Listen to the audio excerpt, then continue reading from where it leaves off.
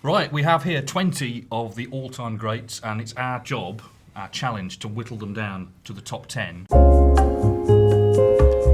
which we're then going to put in order. So we've got to lose some names here. I guess probably the best thing to do to start with is the names we have to have, and I can already see two here. Ronnie O'Sullivan and Stephen Hendry. I don't think you would argue that they've got to stay. I don't think anybody's going to argue with that. So yes, we sort of create a little. There we go. So, right, keep these together. Alan, I think you can probably see a couple more that we need Well, to keep. Well, there's John there. We've got to put John in. He's still here. So. Yeah. John there. I think we can probably add Mr. Steve Davis to the certainties. I think I think they're four that if we didn't have, then there'd be sort of riots in the streets. So then another one's Mark Selby, isn't it? We've got to throw Mark surely. The thing is here, of course, there's different eras. So obviously Joe Davis won 15 World Championships. Yeah. Well, what you've got to remember, I suppose, is that when Fred was winning whatever World Championships, all these guys didn't ever exist, so we've got to take that into account a little. But also, Joe Davis had no one to follow. He was the first. These guys, I mean, you look at someone like Stephen, you looked up to Steve. Ronnie looked up to Stephen. Yeah. Who did Joe Davis look up to? He had to set the standards. And Steve Davis very much looked up to Joe Davis, didn't he? Based a lot of his tactical game on it. Read his book sort of for many, many years. Yeah. So I'd be slightly inclined to put Joe Davis up there, just a trailblazer. I think you have to, don't you? He did buy the original trophy that's still presented. So, so there we go. That's in his favour. Mm-hmm. We're up to 6 already, and we haven't really had any of the hard discussions yet. Well, but maybe we look at people who we think shouldn't be in there. For example, as we record this, I mean, Judd Trump's in the semi-finals, but he's not won the world title yet. He's at this stage of his career, he's not 30 yet. Could he be regarded as an all-time top 10? I don't know. I think in this very elite company, that's probably fair. I mean, who knows? He might be in there one day soon, in a few years' time. But probably for now, that's probably. I think one guy we sort of have to put in is the defending champion this year. I mean, he's won it 3 times. He's been around for 25 years. Mark Williams. Do we? I agree with that. I mean, 3 times a champion and. I think I'd agree with that as well. Yeah, and I think he is if you look at the number of ranking titles, was he 22 or something? How could you 3 times a world champion? How could you leave him out? I think let's put Mark in, and let's just put Trump on a sort of be decided pile. Somebody's got to be brave. I'm going to say Sean Murphy and Peter Ebdon. I've got huge respect for both of them, but I think they're probably in this pile here in this company. I think so. Yeah.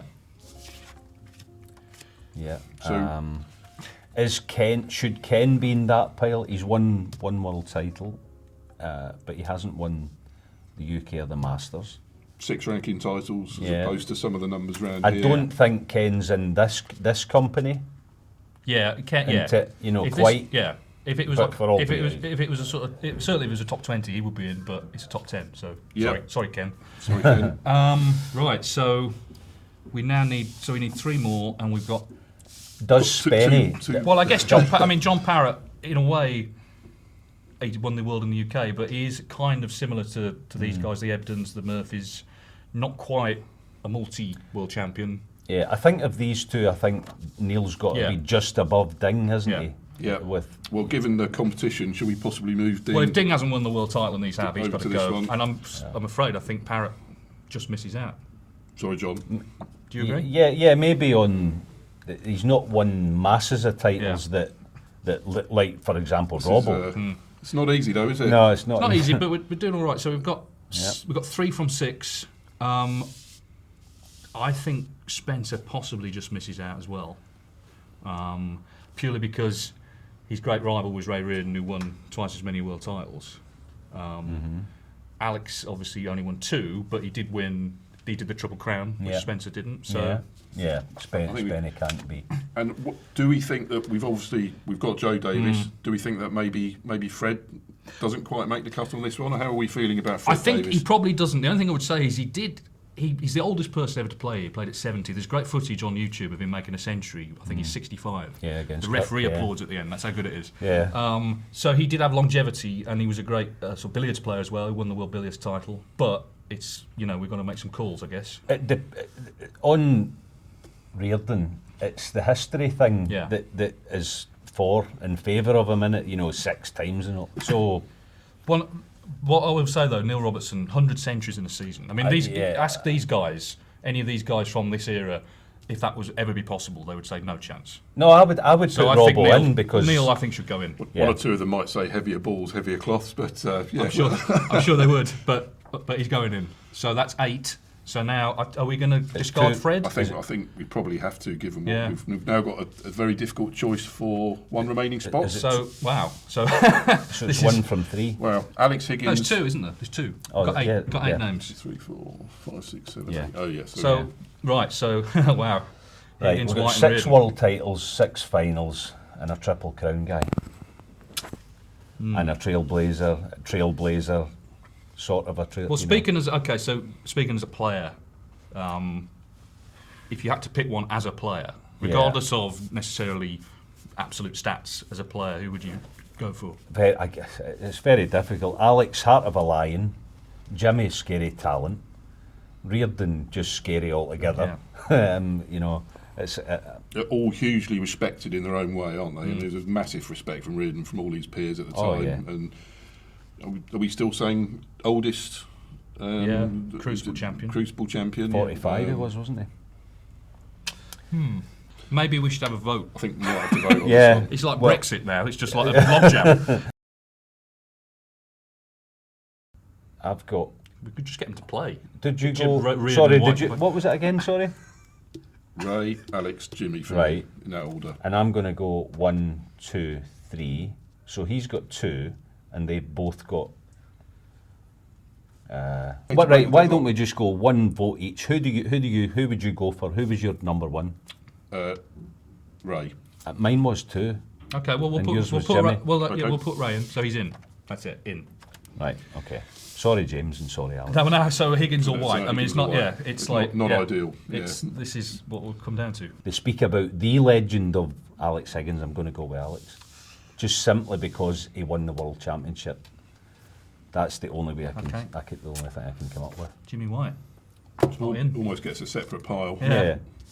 Well, we had to make the decision, and Alan's made it. So It's not my fault. right, so now we have to rank them. I'm going to go with Ronnie. Yeah, I mean, I agree. Just, actually, I think if you'd done it maybe 3 or 4 years ago, you could argue Hendry, but obviously Ronnie, the Triple Crown record, he's equalled the ranking title record. Obviously, 1,000 centuries, everything really. All those records that Hendry held that looked like they would never go are going now. Obviously, the 7-time world title record he still holds. But all the rest of it, and also the longevity for Ronnie. I don't think you can't put Stephen at second, can you? I think he's second. Yeah, I think he's second. I think his achievements, speak for themselves, don't and plus over a 10-year or 12-year Yeah. period. I mean, 36. they? John Higgins is a strong third, I think. I couldn't disagree with that. I mean, for me.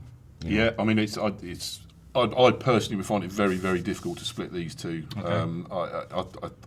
I think I think John Higgins has played an incredibly tough era, and what he's done is amazing. I mean, obviously Steve Davis was his boyhood hero, wasn't it? He was very much modelled himself on his game. If you bring the world titles into it, we're talking sort of 4 and 6. I think John, at this time, we're not quite sure. I think Steve Davis was 8 finals, wasn't he? John is, correct me if I'm wrong, 7 at the minute, as we speak. So I think those two are definitely 3 and 4. It's just Another a question thing of which with way round. Steve was he actually similar to Stephen. He won all his in a 10-year span, didn't he? All his titles and things like that. Yeah, Over a and also short. it's worth saying about Steve is that he won 28 ranking titles, but he won a few UKs that were not ranking status, and obviously there weren't as many ranking tournaments. Yeah. If there had been certainly as many as there are now, but even 6 or 7, he would be winning more. Who's going to be above each other with these two? To win it 3 years out of 4, this tournament is incredible, isn't it, Selby? Yeah. I mean. Yeah, but again, it's the era thing, isn't it? And what was it, 49 months at number 1? Yeah, it's in this era. Yeah, that's. I think personally, I think it's between him and Reardon for the next spot. Ray Reardon, regardless of how competitive the era was, he was the dominant figure in that first TV era of snooker as well, when the pressure came on of the public expectations and the profile the players had. He was the best player. I think we'd be happy with Reardon next Yeah, on that list. yeah, absolutely. I think we're going to do another. So we're going to sort of come down like that. And personally, I would then say Selby actually, because in this era to win 3 out of 4 and be world number 1 all that time. You know, that's impressive. I can't disagree with that. Where do we Well, Neil, I mean, I think Neil Robertson's 100 centuries actually is significant. That's incredible, really. And he came close a lot of times to making more. Yeah. So for break building, I mean, you know, the game has changed, and when Alex played, it was sort of safety dominated. I mean, he's known for being a great shot maker, but he was also an incredible safety player. It was just a different game, I think different conditions. I think also Robbo's a trailblazer in another sense, that he's Australian. He had to come over. He learned the hard way.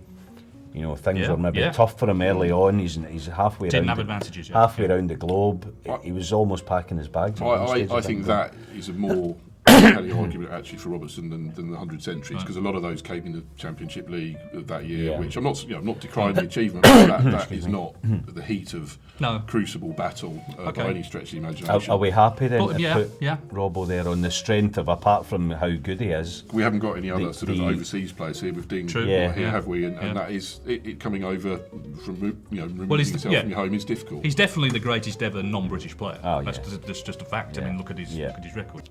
Can we put Joe Davis at the bottom of a list of champions? Probably not. So that means the final piece of the jigsaw is Alex Higgins. So we have ended up with.